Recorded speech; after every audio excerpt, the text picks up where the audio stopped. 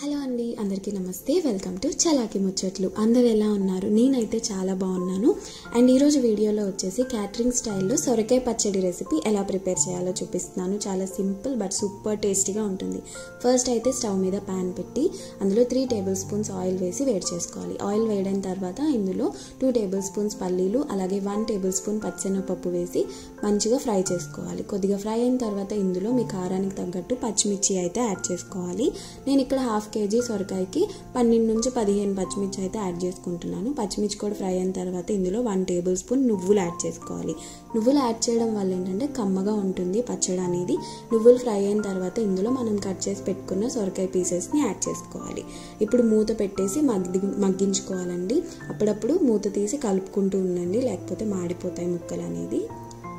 So చూసారు కదా, కొంచెం ఉడికాయి. ఇప్పుడు ఇందులోనే 3 మీడియం సైజ్ టొమాటోస్ని అలాగే ½ టీ స్పూన్ పసుపు వేసి మంచిగా కలిపేసుకోండి. ఈ ప్యాన్ గుర్తుందా? ఆల్రెడీ దీని గురించి అయితే రివ్యూ ఇచ్చానండి, ఇక్కడ లింక్ ఇస్తాను. ఇన్ కేస్ మీకు కావాలి అనుకుంటే పర్చేస్ చేయండి. నేను 4 ఇయర్స్ నుంచి అయితే యూజ్ చేస్తున్నాను.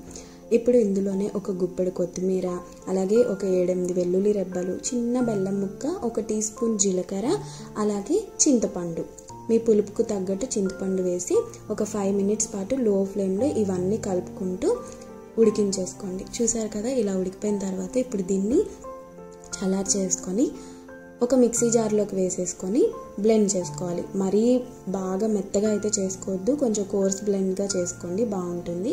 ఇప్పుడు పచ్చడికి అయితే తాలింపు పెట్టేసుకుందాం. ఆయిల్ వేసుకొని ఆయిల్ వేయడం తర్వాత ఆవాలు, జీలకర్ర, మినపప్పు, పచ్చెనగపప్పు, ఇంగువ, ఎండుమిర్చి, కరివేపాకు ఇవన్నీ వేసేసి పచ్చడి అయితే మనం ఇందులోనే వేసి కలిపేసుకుంటాం. కొంతమంది ఏంటంటే పచ్చడిలో తాలింపు వేసుకుంటారు, బట్ తాలింపులో పచ్చడి వేసి ఫ్రై చేయడం వల్ల చాలా చాలా టేస్టీగా అయితే ఉంటుంది.